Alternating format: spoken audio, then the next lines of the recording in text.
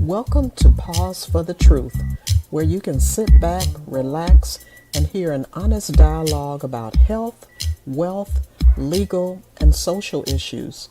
The hosts are Dr. Rogers Kane, family practice physician, and Jocelyn Turner, health education consultant, with co hosts from the Northeast Florida Medical Society and its foundation.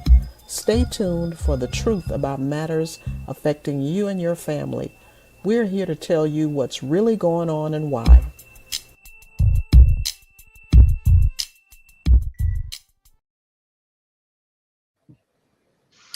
Good evening and welcome to Pause for the Truth. I am your co host, Jocelyn Turner.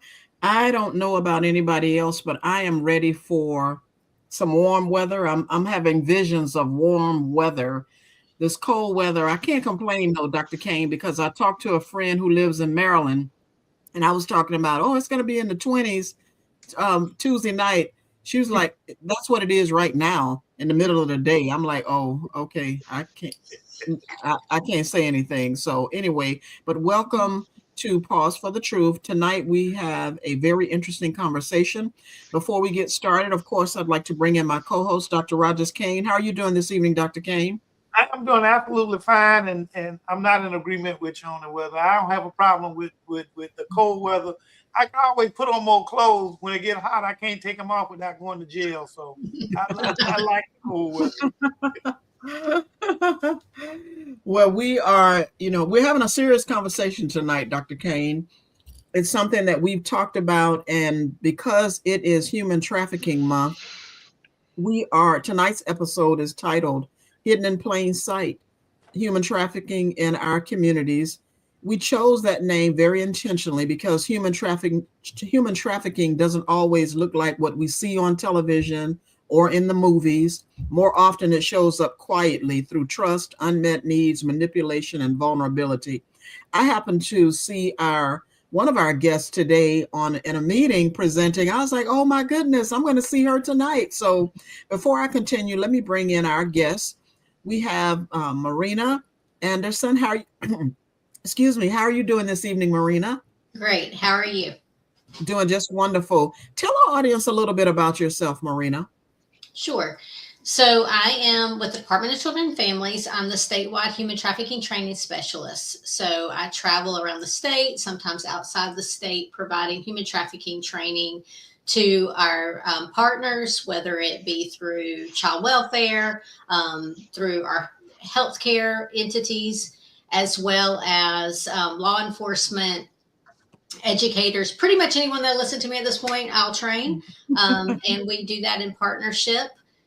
So we do our trainings for free, and it's many of the platforms and curriculums that we use is legislatively mandated to particular professions in the state of Florida to have human trafficking training and continued education on human trafficking as well. Because as you know, things change. We ever evolve in this topic. We've been in this space for some time, but still really in the infancy when you compare it to studies on domestic violence or substance abuse.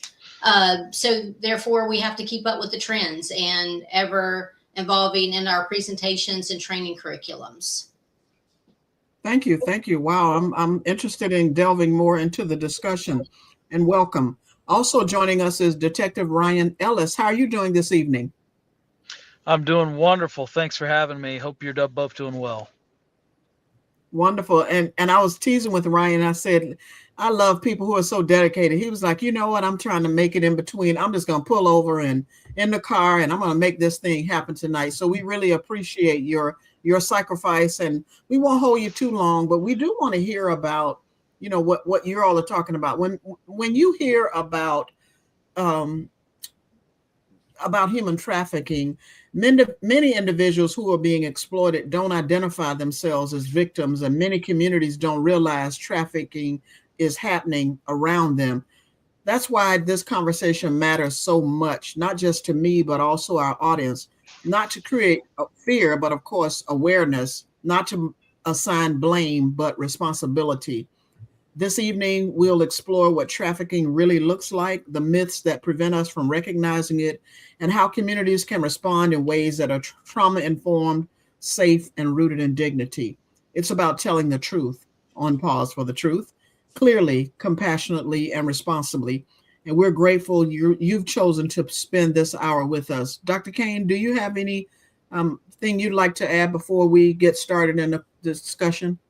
Yeah, well, from a healthcare, first of all, I want to thank our guests being here. From a healthcare perspective, human trafficking intersect with many spaces often uh, that aren't often associated with exploitation in the clinics and emergency rooms. You look at schools, the child welfare system, workplaces, online environment, it's all over the place. But we sometimes don't connect the dot as healthcare professionals at the possibility as to where human trafficking can begin. I mean, where it ends, who knows? But where it can begin, there are many places that utilize healthcare settings to find victims. And because the signs are not always there, as professionals, we often miss the obvious signs.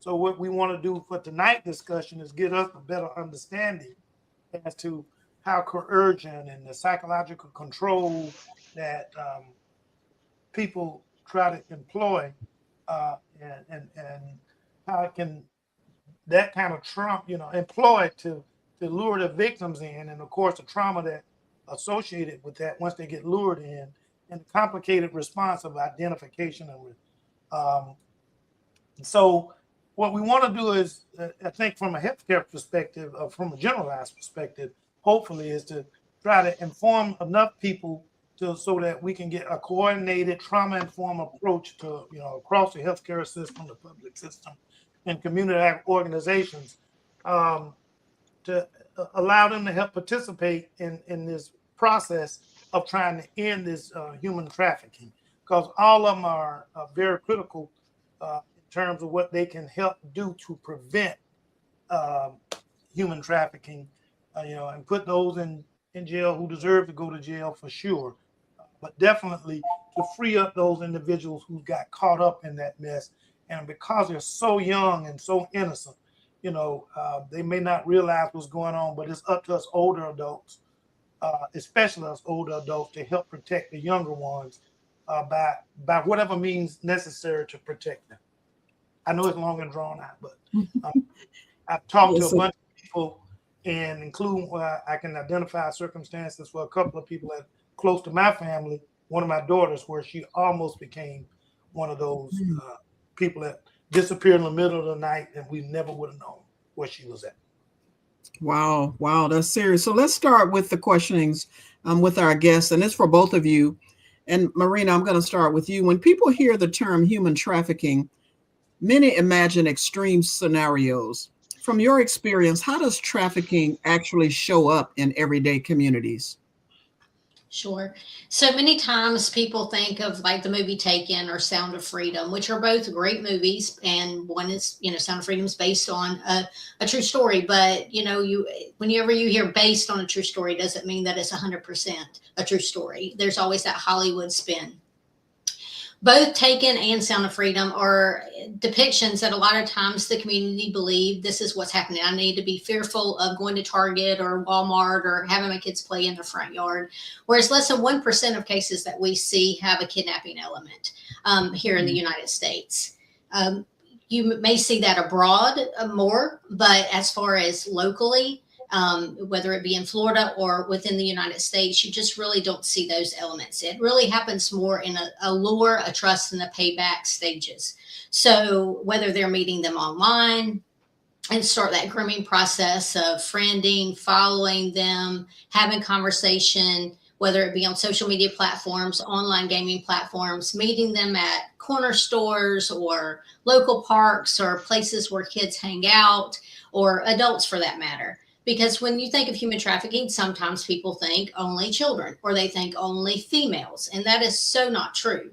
That is such a myth. It can happen to absolutely anyone, whether you are male, female, identify in a different way, whether you're a young person, whether you are an older person. And, we see these trends that continues to take place. And one of those trends is the targeting of our more older, seasoned population.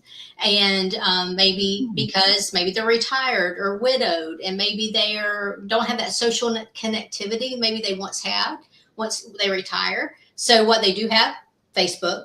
A lot of our parents are on Facebook, and that's how they're keeping their social connectivity. But they can also be scammed and targeted and extorted, just as young people can. So we focus a lot with young people and social media safety and being safe online. Sometimes we're missing a big piece of the population.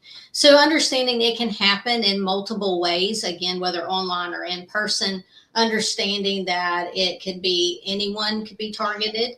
And it's that preying on that vulnerability. That's the biggest thing to think about. We all have vulnerabilities. Our vulnerabilities today probably look a little bit different than they did when we were a young person, but we still have them. And traffickers are master manipulators. They're going to try to fill that void in that person's life, that vulnerability, whether it be a romantic partner, whether it be a business partner, whether it be a parent figure, whatever that person needs. And probably what we see, and I know Ryan, we both have worked with victims almost our entire career. And many times they will tell you what drew them to this particular person is they listened to me. And I say this because many of us work in high stress jobs. And when we get home, we're tired. And we have been dealing with everybody's trauma all day long. And when we get home and our own kids come to us and like, Mom, Dad, somebody took something out of my room, or, I'm having this little issue. And you're like, you have any idea what we've been dealing with all day? Like, can't you just deal with it? And the bottom line is, if your kids can't come to you on those little things, they're not going to come to you with the big things. So we have to make sure we are not having those parental fails of our own children, and making sure that we have that open door policy. And it may be that little thing doesn't seem that big to us, but at that moment in time, it's big to them. And making sure we're taking the time to have those conversations. Because the bottom line is, if we're not listening to them, there's somebody on the other side of that computer screen, that laptop, that phone screen that will be listening to them, or that online gaming platform that can manipulate them and target them and get them into online exploitation or sex trafficking, or both. Thank you. And Ryan, what about you from your experience? How does trafficking show up in everyday communities? Yeah, so Marina hit a lot of really, really good points there. And I'll kind of reiterate some of it, that I think that oftentimes people look at trafficking as someone being kidnapped, tied up in the back of a truck, or housed in a basement somewhere. While again, those things do happen, and there's extremely traumatic situations. Traffickers have realized a long time ago, trust me, I don't want to give people that do this any type of credit, but unfortunately they're very good at it. And just like Marina said, one part there, that they're master manipulators. They're very good at what they do. And if they didn't, they wouldn't be able to get all these victims and repeat these offenses. And someone that kidnaps someone or snatches them off the street, usually that is a situation where they are not going to get much cooperation out of that person. It's not going to be a trusted relationship. They're not going to be able to reuse and resell that human in the same manner and fashion with ease as if they manipulated them, groomed them, got them addicted to substances, built them up, broke them down, and kind of continued that cycle, that force, fraud, and coercion. And again, trafficking, and I hear that question a lot, what does trafficking look like? It can look like your stereotypical, what we used to refer to years ago as a pimp, and someone out on the street corner hitting someone. Those things for sure happen, but it looks even different now. It looks like someone that could be in love. It looks like someone that could have documents or things withheld from them. And now, and it's something that I'll elaborate on more, but the internet and technology and mobile devices have really revolutionized the way that traffickers and victims interact with their trafficker. So it has so many different faces, but it's not just, I think one thing to reiterate, it's not just what we look at from the movies, that it can be simply one girl, one person, or one man, one person. And it is both male and female, and trafficking knows no race, gender, creed. And oftentimes I think we have a perception of that trafficking only occurs in certain communities. That is far from the truth, that it can happen in nice neighborhoods, any side of town, any area, that really that crime knows no boundaries. Wow, I'm glad you said that, because that was going to be my next question. Who's most vulnerable um, to trafficking? And it sounds like anybody. It could happen to anybody. And even, does it happen to older people, older adults? Absolutely. It could happen Yes. to anyone. Is there particular vulnerabilities that put people at higher risk of maybe getting involved in trafficking? Yes. People that are already experimenting with substance or have a substance addiction or a drug use disorder. Or maybe it's an individual that is missing from care or has a runaway history or having some dysfunction within their family unit, would put people in higher rate of possibly getting involved in trafficking. People with disabilities, because oftentimes traffickers will target people with disabilities. Maybe they trust more easily, or maybe they have an intellectual disability, where they don't really understand the connectivity. They don't understand what it means about why will you not be my friend. So sometimes we see that manipulation. So yes, there are different populations that potentially could be at higher risk, but absolutely anybody, because just as I said, we all have those vulnerabilities and they're going to prey upon it, whether you're seeking that romantic relationship and you're on dating apps. And don't get me wrong, a lot of my friends have met their significant others on dating apps, but there is a risk there, right. that sometimes traffickers are right there with them, and you have to be careful what information you're putting out there or sending, because sometimes they will try to use that information against you. You know, Wow. Ms. Turner, if I can, because they touch on quite a few things. Just to let both of you guys know, I'm a family practice physician. As I got older, my patients got older, so I got a significant amount of geriatric patients. And what caught my ear when you guys mentioned, it doesn't make a difference, race, creed, color, whatever. And then you real quickly, you did mention something about it doesn't make a difference about age. And then we kind of did talk a little bit more about youth. But I see things every day within, whether it's family members or other people that help take caregivers. How does physicians start looking at, and with what how do we look at those patients that are potential one target or maybe already being targeted? And if there's anything that you guys can throw out there to help us start looking in the right direction to help determine whether or not there's human trafficking going along with as far as geriatric population, and what does that look like? The secrecy, they're maybe not being truthful, or making excuses for someone else, saying, they really care for this person, or they're just helping for my care, and that's why I'm feeding them, all this money. And it could be large sums of money that we see with the scams. We have the senior protection team through the Attorney General's office here locally in Florida that helps with some of that scamming piece. And then, we have seen some sextortion cases too, where there's some picture sharing of in the older populations. And then they'll say, if you don't send me more graphic images or you don't send me money, then I'm going to pass along these images that you sent me to your faith-based community, to your pastors, to your priests, to your family, which we also see that with kids, right? They'll threaten to send it to the parents. Well, when you get older, they'll start threatening to send it to your children. The roles reverse there. That we also have seen. So really looking at that secrecy piece, if they're with someone in your clinic or in your medical field, and they're looking at someone to answer questions for them, and they don't have their own voice, so there seems to be some type of fear or paranoia there. That hypervigilant behaviors is definitely something to look for. When we're talking about sex trafficking, really looking at what is STI, STDs, unwanted pregnancies, all these things factor in. And when I do healthcare trainings, I really focus on this a lot. If you are working with individuals that have frequent STIs and STDs, maybe they're not getting appropriate treatment. You write the prescription and maybe they're on it for a few days, but they don't complete it. And here they are coming back. Those are huge red flags, but it's also really concerning that they're not getting the appropriate, medical, not necessarily because you're obviously prescribing the medication, but they're not following through with it.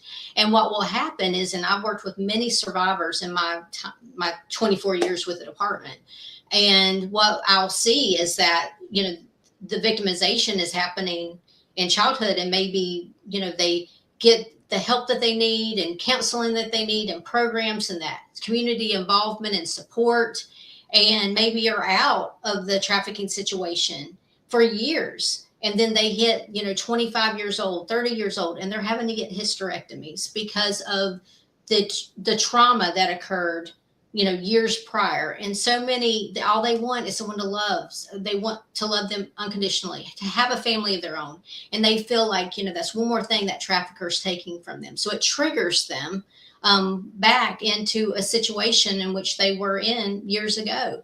And so really the importance of that healthcare piece, making sure they're getting frequent STI and STD testing, just because, we hear this all the time. Oh, well, they had it 6 months ago. Well, how many sexual partners have they had in that 6-month period? Because that test is not worth anything if, they continue to have unprotected sex with individuals. So making sure we're following up with that is so important, not only in child welfare, within the healthcare community as well. That's a huge sign, and making sure that they are healthy. And unfortunately, we've seen a lot of cases, especially the last couple of years, where we've even had people that became septic because they did not get the level of treatment that they needed. They did not stay on the medication, and it caused them to basically become toxic, which made them very, very ill. Wow. Doctor, I'm sorry, Detective Ryan, I'm Doctor Detective Ellis. So, and I heard Ms. Anderson what you mentioning about, making sure you follow up on STD leads, potential leads, and STD transactions and stuff of that nature. But also with the older folks, I'm looking at the coercion or what type of exploitation that might be ongoing with them to help them identify or help me identify those one potential victims, two who are victims, ongoing victimization with them. And so I'm just trying to get a little bit on the older side, at least for the rest of my conversation, or much of my conversation. A little bit on the older side. What do I look for when it comes to them abusing older folks? Sex is not usually so much the I could be wrong as far as the geriatric population is concerned, but there are other things. What are other indicators and anything that might be flags that I need to start looking at with my elderly or older population? Yeah, so I think with some of our older populations, I think that one thing to remember is years and years and years ago, and even before my time, I've been in law enforcement 20 years, so even further back from that, even in cases of child sexual abuse and child physical abuse and child neglect, oftentimes medical professionals lack some of the training and awareness, other than, of course, the obvious, right? Coming in with apparent injuries and broken bones, but they lack some of the training and knowledge, and so did law enforcement, on recognizing those signs of abuse. And then we realized that certain things like unexplained injuries, odd injuries, stories that don't make sense, lack of general appearance and care, malnutrition, maybe not seeing a physician or seeing a doctor for an extended period of time, or not seeing a medical professional until it's almost at the point where it is not only criminal neglect, but there's those other issues. So I think it's important to take some of those same roadmaps and some of that same process that already exists for children, and just simply replacing the juvenile or the child with the adult patient or with the older patient. And then again, looking at just some of the things that Marina touched on is when they're coming to the office or they're coming to the hospital, is someone over them listening? Do they talk or interact different when that person leaves the room? Does that person ever leave the room? Do they let them answer questions? Do they do they hold documents, IDs, certificates, stuff like that? Now, while those might not always be indicators, they should be things that kind of raise that hair on the back of your neck, that make you think about things. And then I think if you look at multiple of those things together, I think that it should make you have pause. And I think another important thing to remember, we always talk about the Florida Department of Children and Families, where Marina works, and we have a great partnership. It's not just about children. They also have a whole division where vulnerable adults, right? And that vulnerable adult could be based on age. It could be based on developmental delays, an array of other things, right? So I think that those things are important. Again, correlating the stuff of children with reporting to also reporting with adults. And of course, one of the slogans that I seem to always say that, I even talk about this in my training with law enforcement officers: when in doubt, report it out. Even if you have a suspicion, it's enough to give you pause. You should report it. Thank you. And Marina, why don't many individuals identify themselves as victims, and how should that change the way we respond? Absolutely. Majority of victims do not self-identify right in the beginning. And there's multiple reasons for that. It could be fear. They're fearful. They've been told that if they talk, something bad's going to happen to them, something bad's going to happen to their family or someone they care about, maybe even something bad's going to happen to their family pet that they're bonded with. It could be that they have developed a romantic relationship and that's being threatened. Very similar to the trauma bonding that you see in domestic violence, correlates very closely with how human trafficking is. So that rotation of kindness versus violence and constant rotation, developing that bond. So they're in fear of, if they talk, they're going to be separated from the person that they care about. It could be, financially. Maybe they feel dependent on their trafficker, and the traffickers told them over and over again, you'll never make it. You're going to be homeless. You're going to not be able to survive without me. Because they're master manipulators. So they make them feel completely dependent on them emotionally, physically, financially. So therefore they feel like they can't make it on their own and they have no way out. Again, it could be the sextortion piece. So they have all these images against them. They have all this sexual content, and they're threatening them with exposure. I'm going to, ruin your reputation. I'm going to ruin your career. Maybe they're working. People oftentimes think that people involved in human trafficking is not going to school, that's not working, not functioning. And that may not be the case. They could be just blending with society and having all these things. And on the side, all these things are happening to them. We've had our military targeted with sextortion. We've had employees targeted, healthcare, firefighters, police officers, you name it, because they have something to lose, right? They have a career path. And if they're exposed and they say, I'm going to expose you to your HR, then something may happen where they're no longer employed. And that's a whole nother issue that they're fearful of. And how are they going to be able to support their family if they don't have a job? So there's many reasons why people don't self-identify. It just depends on what's happening in that person's life at that point in time. But the likelihood, and I really can't stress this enough, that you may feel like, oh, well, maybe they're a victim of trafficking, so I'm just going to ask them. And they're like, absolutely not, because that's usually going to be the answer. Or either you're going to get, why are you in my business type thing. They're not normally going to say, help me, save me. Because of those factors, the trauma bonding factor, the fear factors, or the sextortion and extortion factors that are all intertwined. Wow. Well, if you're just tuning in, our guests are talking about human trafficking, and it's real in our communities. We are going to pause for our mid-show moment. Don't go anywhere, Marina and Ryan. We'll be right back. Just drink a glass of water. But Tyrone always prepares a mid-show moment based on the topic. Take it away, Tyrone, and then we'll be back to the discussion.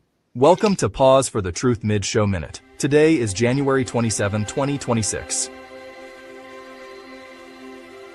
Beneath the sun-drenched facade of many American cities, a dark and insidious crime festers, often unseen and unheard.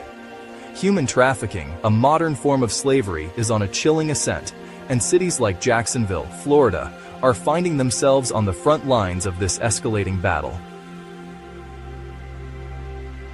To understand the present, we must acknowledge the past. The exploitation of human beings for profit is not a new phenomenon. From the transatlantic slave trade to indentured servitude, history is rife with examples of individuals being stripped of their freedom and dignity.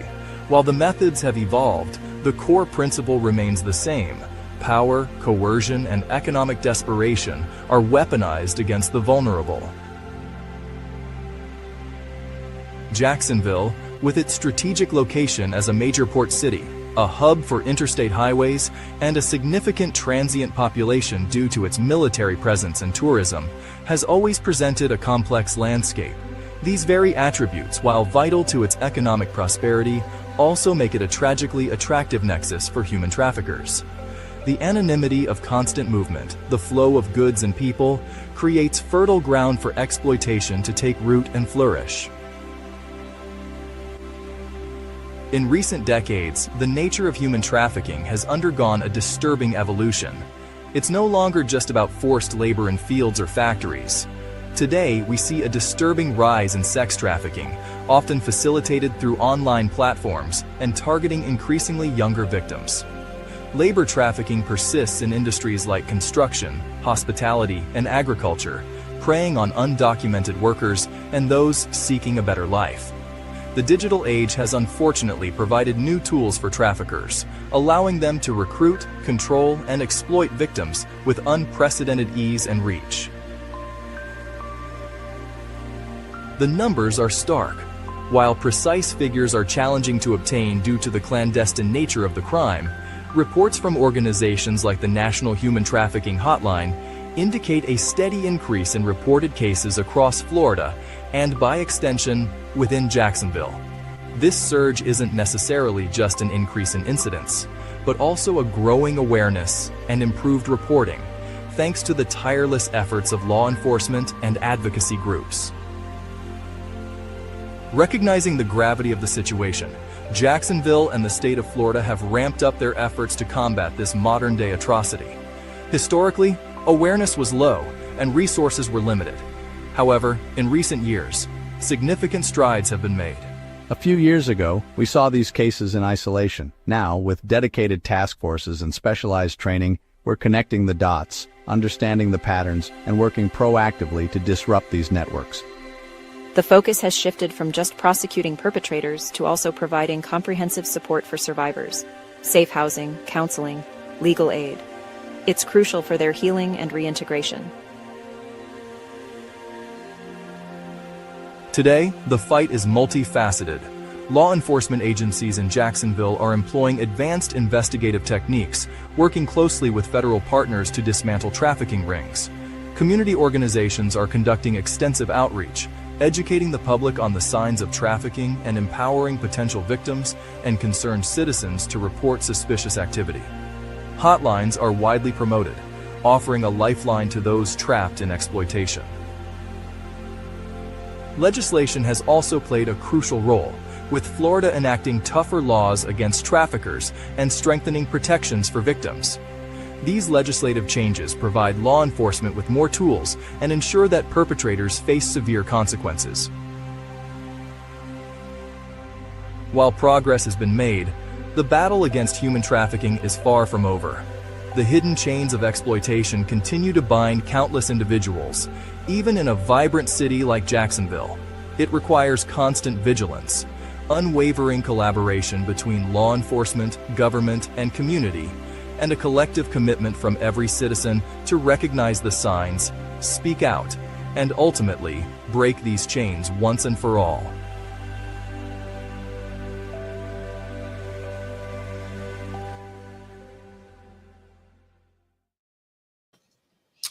Wow, Tyrone, that was deep. That was powerful.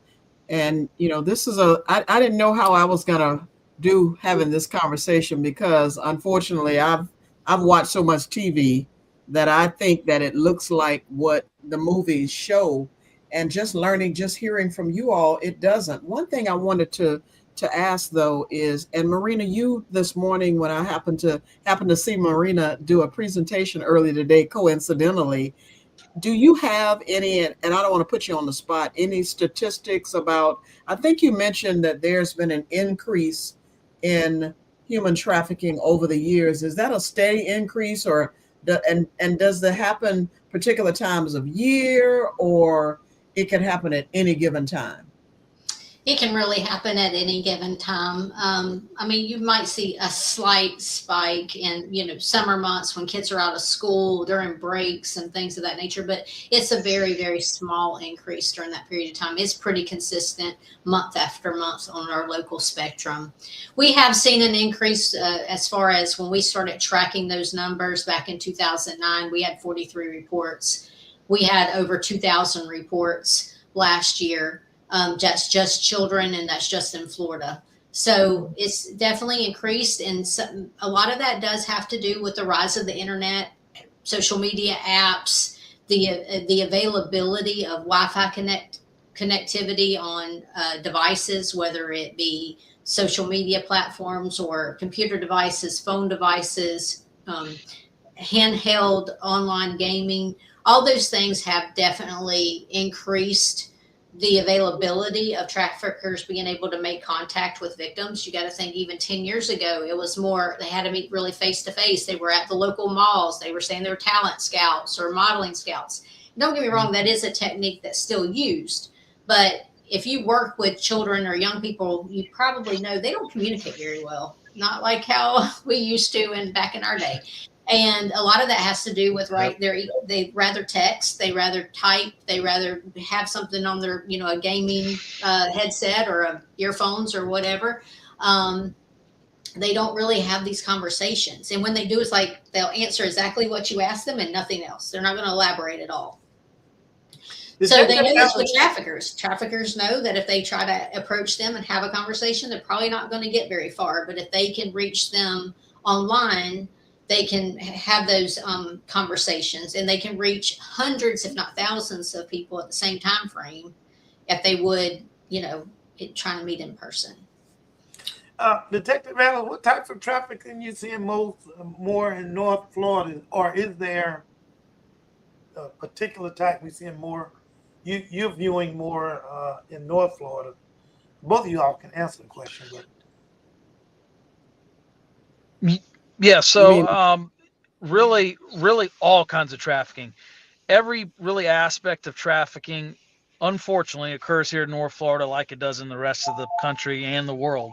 Now, of course, those numbers and those amounts vary obviously because of populations and cities and geographical locations, so they are different. But as far as actual crime sets, they're really the same here as they are anywhere else. Um, and you have multiple different things that we see here. We see violent traffickers, we see Romeo style traffickers, love, right?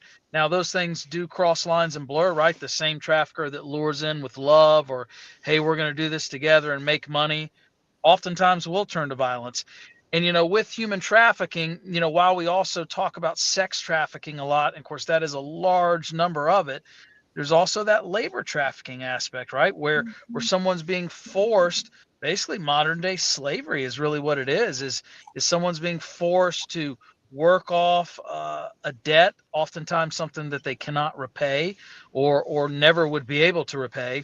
Now, labor and sex trafficking also do blur, right? The same person that could be trafficked in a restaurant or a salon can also then be forced to engage in sex, and vice versa.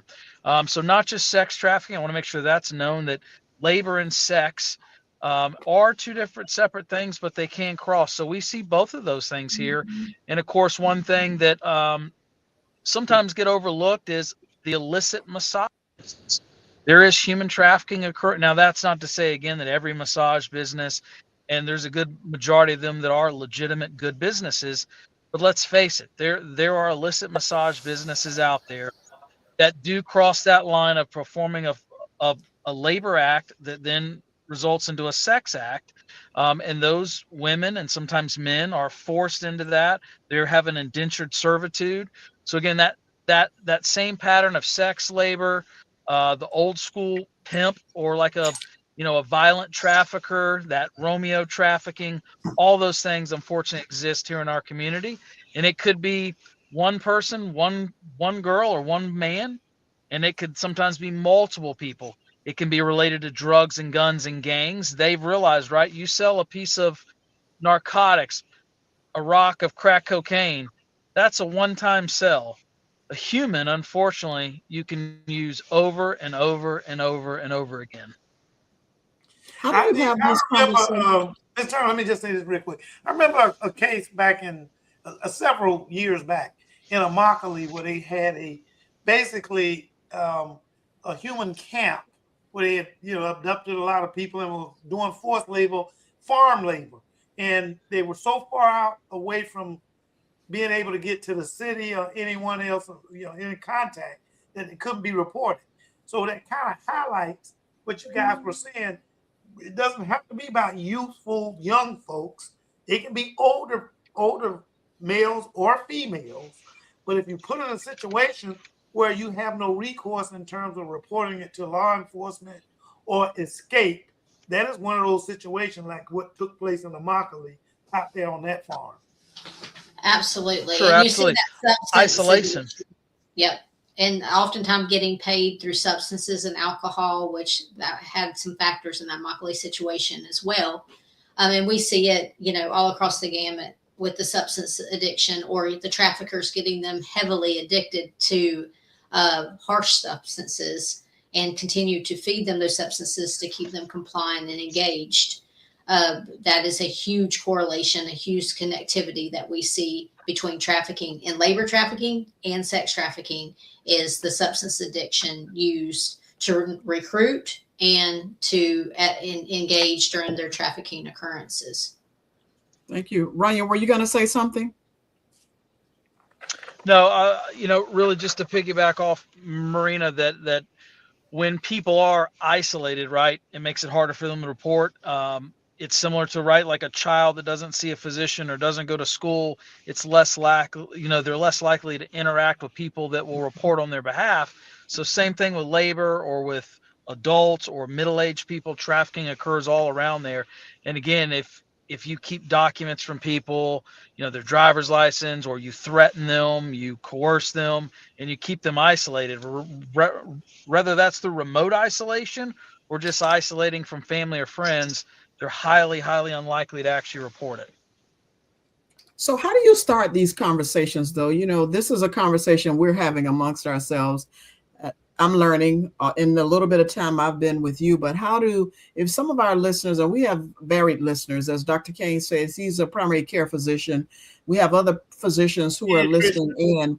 How do we have start a conversation? Yeah, and even a pediatrician. What conversation would you have with someone to say, not to ask if they're being trafficked, or do they know? Do you start with simply educating and increasing awareness about trafficking, or how do you broach this discussion? And that's for either of you. Yes, so definitely educating yourself on what trafficking is. There's toolkits out there for the healthcare professionals as well. The healthcare profession has to have human trafficking training, whether it's, if you're a physician, 1 hour training, pharmacists, OTs, PTs, also have to have 1 hour of human trafficking training. Nurses have to have 2 hours of human trafficking training. So making sure that they're getting an appropriate level of training, knowing how to identify, how to report, understanding that most likely they're not going to self-identify. So you really got to connect those dots. You're going to see multiple things that are red flags. And again, as Ryan said, if you're pausing or you're like, something doesn't seem right, you're going to report it. Let us dig a little bit deeper on what's going on. We work locally with some of our healthcare providers, Baptist being one, that we were able to assist with protocols, hospital protocols, as well as building out their Epic system that has an HT screening tool within Epic.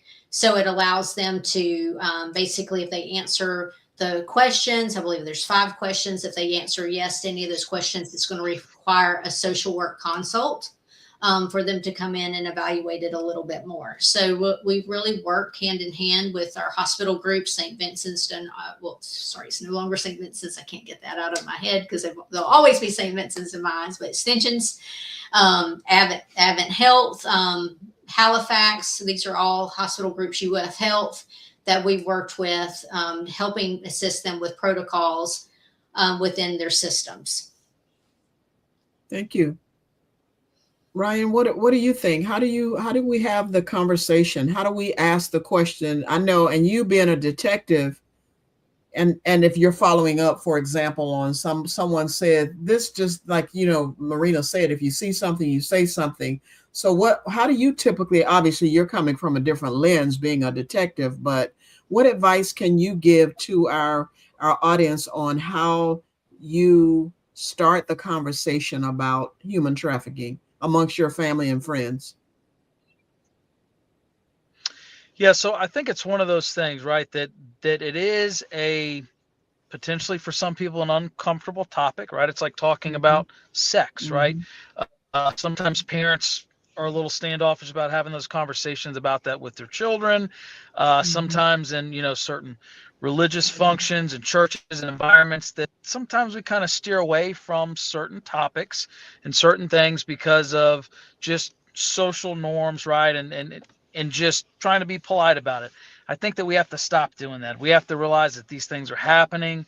They might be uncomfortable to talk about. Maybe it's a little awkward to start off with, but just kind of breaking down those barriers and realizing that it, unfortunately, just like I tell parents, my background is in human exploitation, so crimes against children, and also specifically internet crimes against children and human trafficking. So literally having those real world conversations, the same conversations that you would have with your children or your loved ones about, hey, if you see a loaded gun, you shouldn't touch it. If you see drugs, you shouldn't consume it. You shouldn't drink and drive. You shouldn't do this. You should love your neighbor. You should do all these things. We unfortunately have to start incorporating those real world conversations in there and talking about human trafficking, sex trafficking, labor trafficking, child exploitation, and just having that open line of communication. And then I think also important, and I mean, I'll throw you a plug, pause for the truth, right? Doing stuff just like this, having those conversations, engaging with podcast, educational thing, hearing from people like Marina and I, and literally getting straight to the truth, and kind of trying to cut out some of those misconceptions, because unfortunately when we lump in unintentional falsehoods and sometimes things that are a little too Hollywood, it does sometimes minimize stuff, or people are oftentimes looking for the wrong thing and they miss it in plain sight. So stuff like this is important. Absolutely. I remember, and just to add to that a little bit, having those conversations, and just as Ron said, it can be uncomfortable and you do want to keep it age appropriate, but you need to start having those conversations earlier and earlier, because, bottom line is kids are having sex earlier. They're being exposed to things earlier. They, again, because of the rise of the internet, if they want to know what sex looks like or what it, they can Google it. They can look that up. It's at their fingertips. Child sexual abuse material is at their fingertips, unfortunately. So the exposure's there. So we need to make sure that we're having these conversations and putting a plan in place. This is something that I really, really focus on with professionals, but also as parents. It's not if your child is going to be recruited or solicited, it's when. It happens so frequently online, and if they're playing games, you're allowing that person inside your home over and over again. If someone knocked on your door right now, you probably wouldn't let a stranger inside to play with your kids. But some of parents that probably right now as we speak, their kids have a headset on in another room playing an online video game with a stranger. So you're allowing that person inside your house over and over and over again. They are going to ask them inappropriate questions. They may ask for sexual pictures for gaming codes, or for advancement in games, or for what have you. So we need to make sure that you're having those conversations with your kids and they know what to say and do, because a lot of times what will happen, they go in panic mode. They say it, they don't know what to do, so they just do something, and just because they don't know how to respond, and they may make a poor choice.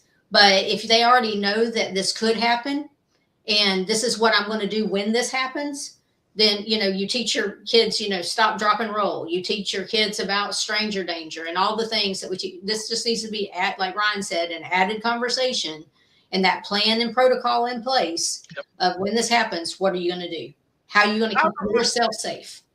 I remember, and it's not one of those, but a few years back, when I worked at the health department, a young lady came in, and she was maybe 8th grade or somewhere in there.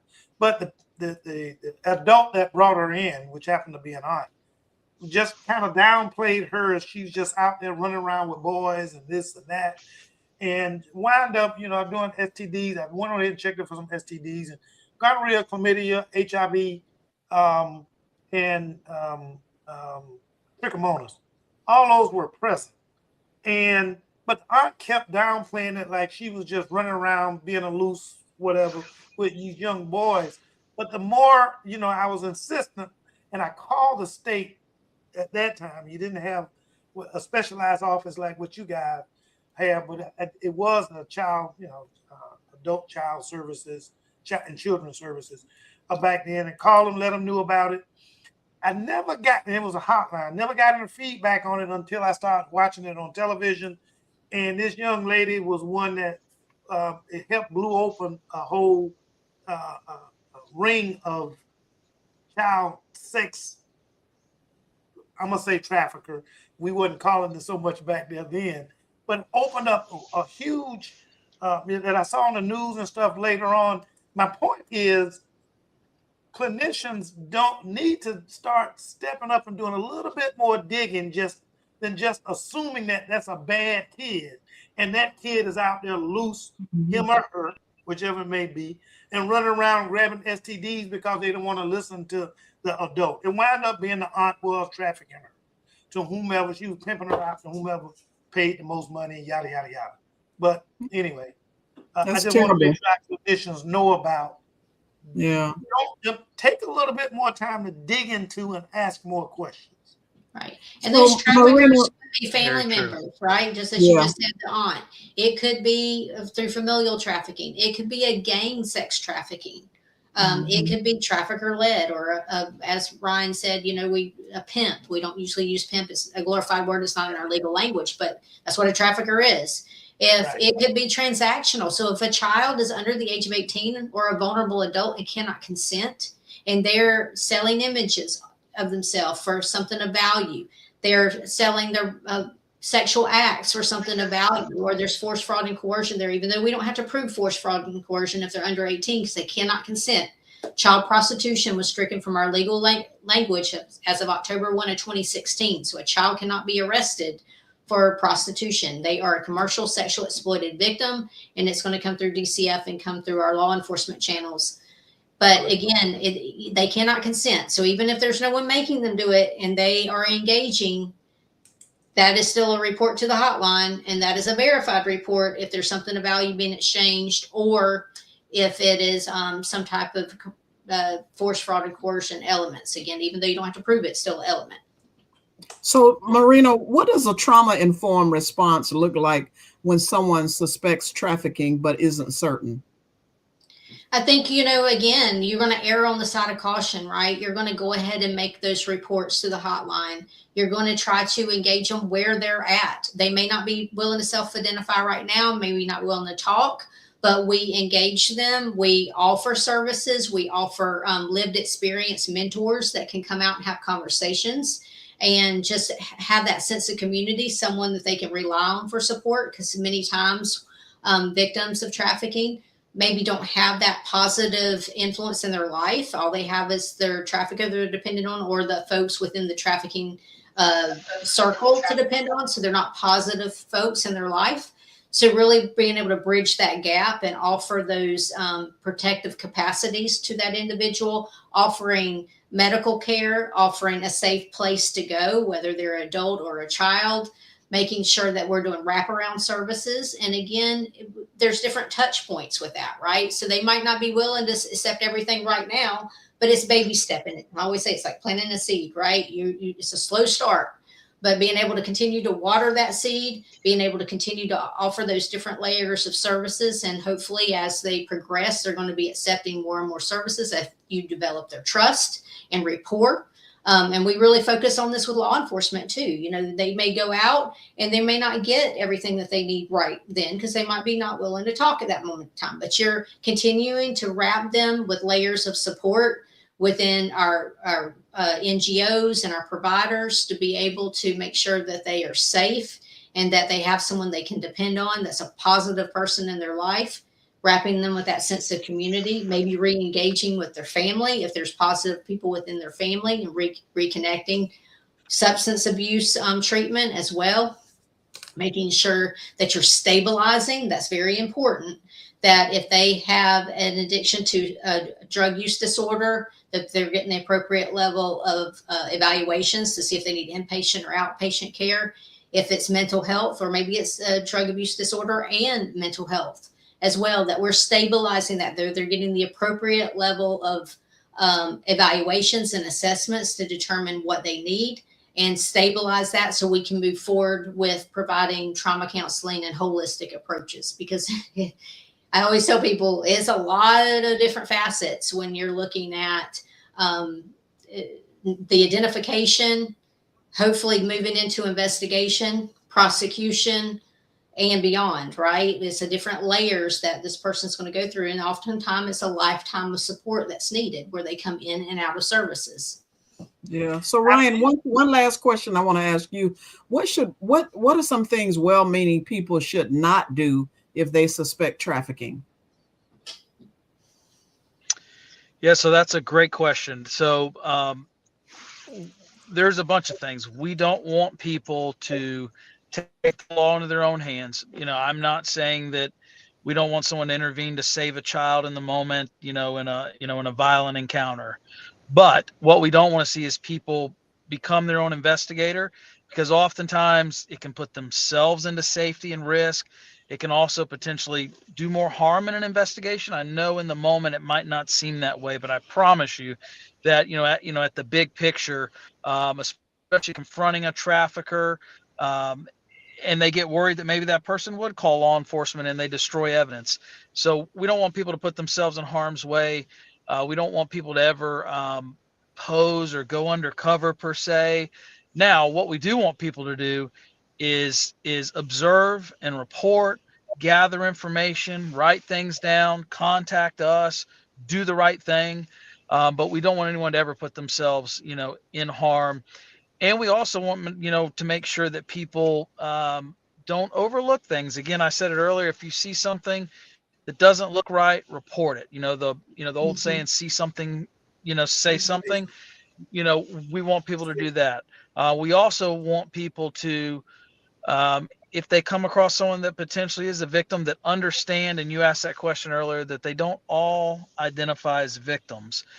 And even to delve a little bit into the psychological aspect, that some people, they have pride, right? They don't want to look at themselves as a victim, or they could be so manipulated, on a substance to where they're so blinded by the light per se that they can't see through the clouds.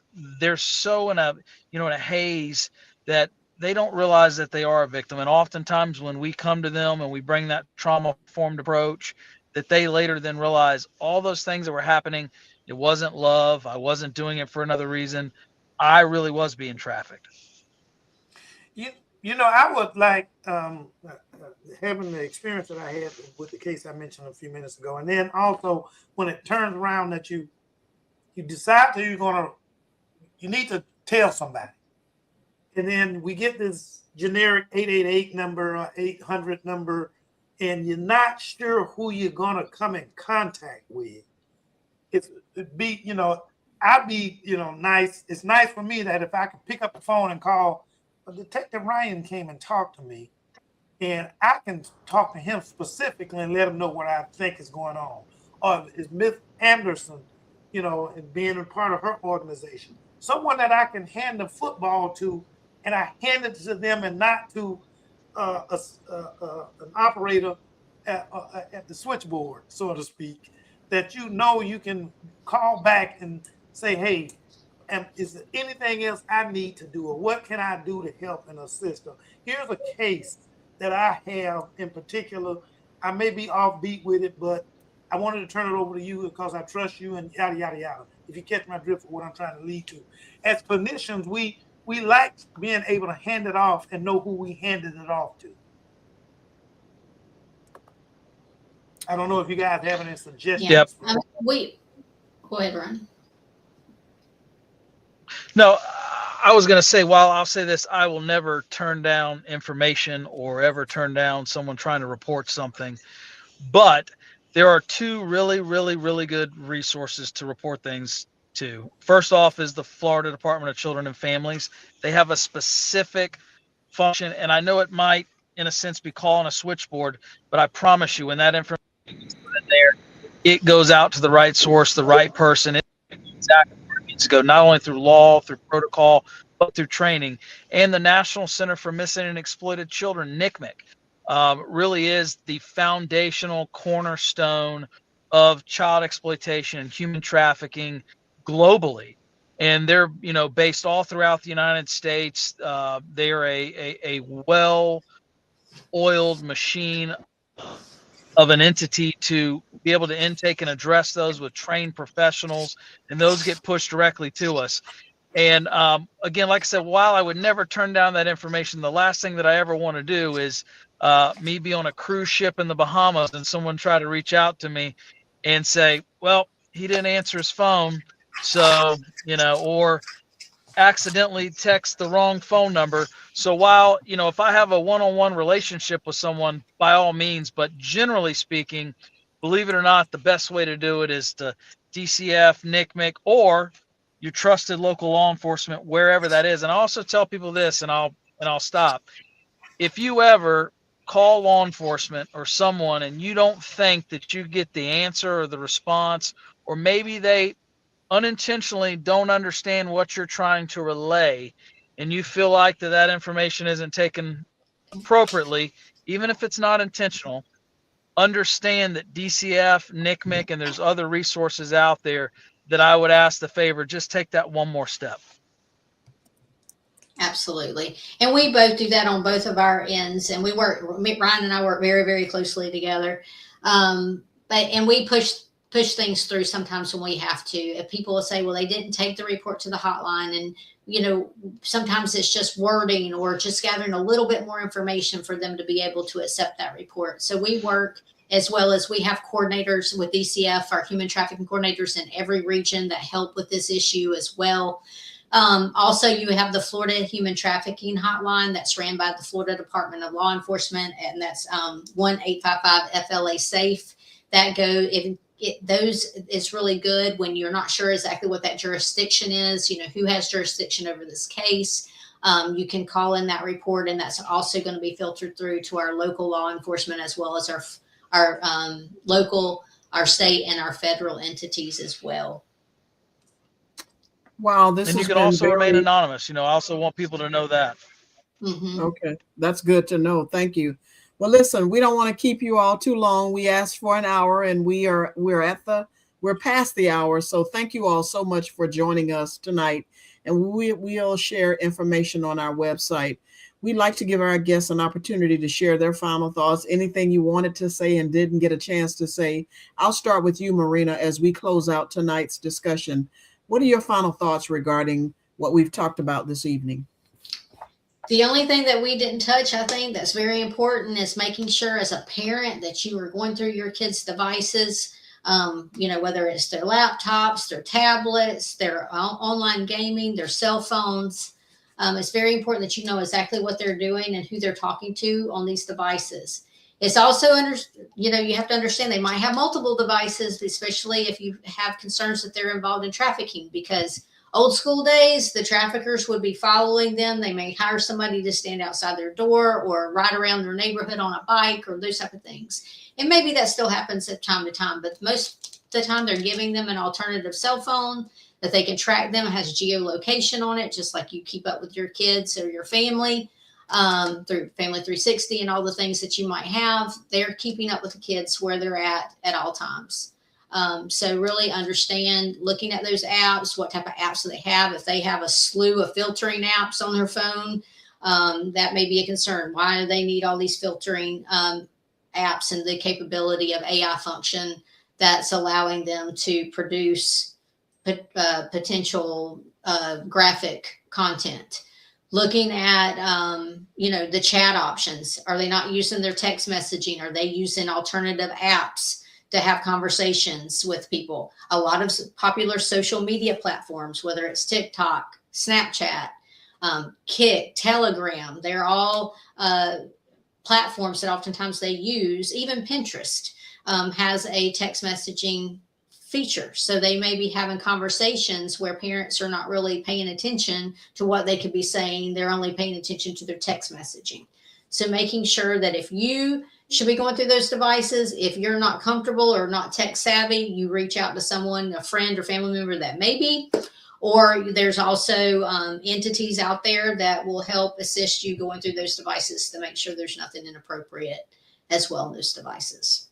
Do you guys provide like a cheat sheet for, for positions to hand out to people or for anyone to hand out? Yeah, we have toolkits. The Florida Attorney General has a toolkit. The Florida Department of Law Enforcement has an online toolkit to teach parents how to talk to their kids. There's the iGuardian program through Homeland Security. Ryan, you can talk about that a little bit as well. The Blue campaign has a lot of information as well. Shared Hope is another one, and I can provide all these resources to you that you can send out to your audience on resources and tips and links that if they want to know more about this topic or want to have information to be able to talk to their kids or to educate themselves on this topic as well. We'll put it on our website. That's wonderful. Thank you. And Detective Ryan Ellis, what are your final thoughts regarding tonight's topic as we wrap the show up? Yeah, so great in general. So it's refreshing to hear everybody getting together talking about this. And I think one of my biggest recommendations, and I say this, and it's an old kind of cliche term, but it takes a village. I think that's kind of the key here, that it cannot just be law enforcement. It cannot just be DCF, that it takes everybody working together for the same cause, the same reason, for the same good, right? Just kind of renewing that hope. And it is refreshing to see stuff like this, right? Even 20 years ago when I started my career, and, even on odds are of hopping on a podcast with you all who I've never met before, but it's very refreshing. So I love it. And I think that just kind of closing out, that it's important for parents, guardians, because the same children that can start off being exploited online or through some other source grow up to be adults that continue to be exploited, right? So it could happen anywhere in life, but sometimes it starts at the base. It can start at home. It can start at the church, and we can get in front of that and prevent it. And thank you all for having us. And NCMEC, the National Center for Missing and Exploited Children, I always encourage parents, guardians, loved ones to go on there. They have a very good program called Net Smart Kids. You can literally Google that, and it'll take you through self-paced trainings and awareness stuff. A bunch of good pamphlets. They can be printed out and put in an office, or parents can look at and review it for like a quick guide. So again, thank you for having me, and we appreciate what you're doing. Thank you so much. And Dr. Kane, what are your final thoughts? To be very brief, first of all, Jocelyn does a much better job at thanking you guys, but I also want to personally thank you for coming online. This always is too short of time period. An hour is not enough. So we look forward to maybe bringing you guys back. 1, 2, I've had multiple people text me online, they're school teachers, and they were telling me about some of the situations in which they've encountered. I'm assuming that you guys are reaching out to the school systems and making it available for those teachers and counselors and so on and so on to make it easier to help report, as well as other students that might feel the need to help talk about their friends and families. I want to particularly talk to those clinicians that, especially those family practice, the emergency room, the pediatricians. You guys are all definitely coming in contact with a lot of these youthful, young folks.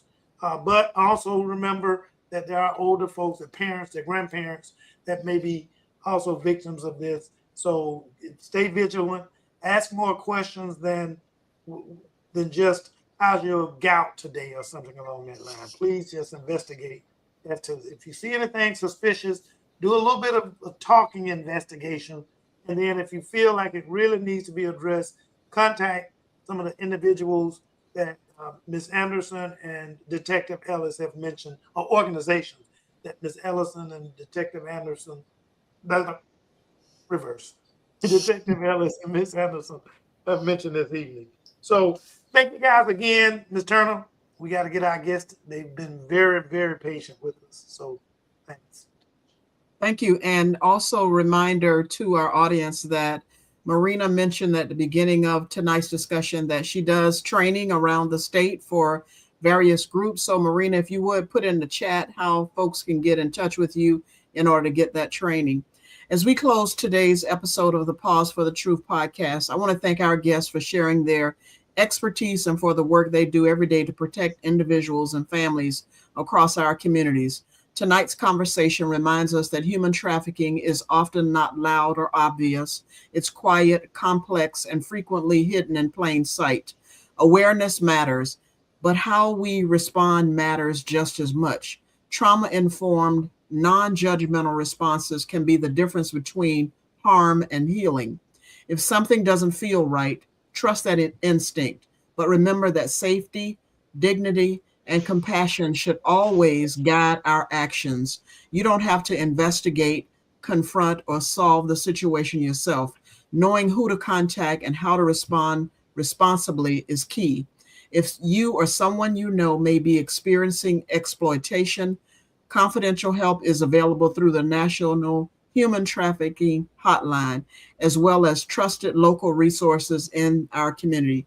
We encourage you to continue learning, have conversations that matter, and share this episode with others because awareness grows stronger when it's shared responsibly. Thank you for spending time with us and for being part of a community committed to truth, dignity, and care. We'll see you next time on Pause for the Truth. We appreciate you spending time with us on Pause for the Truth. Ms. Jocelyn Turner and Dr. Rogers Kane are grateful for your support. Don't forget to like us on Facebook, catch us live on Twitch, and most importantly, subscribe on YouTube. A big shout out to Tyrone Jackson at Call Tyrone IT Services for keeping us connected. Join us every Tuesday at 6:30 p.m. Eastern Standard Time for more enlightening discussions. Thanks, and see you next week.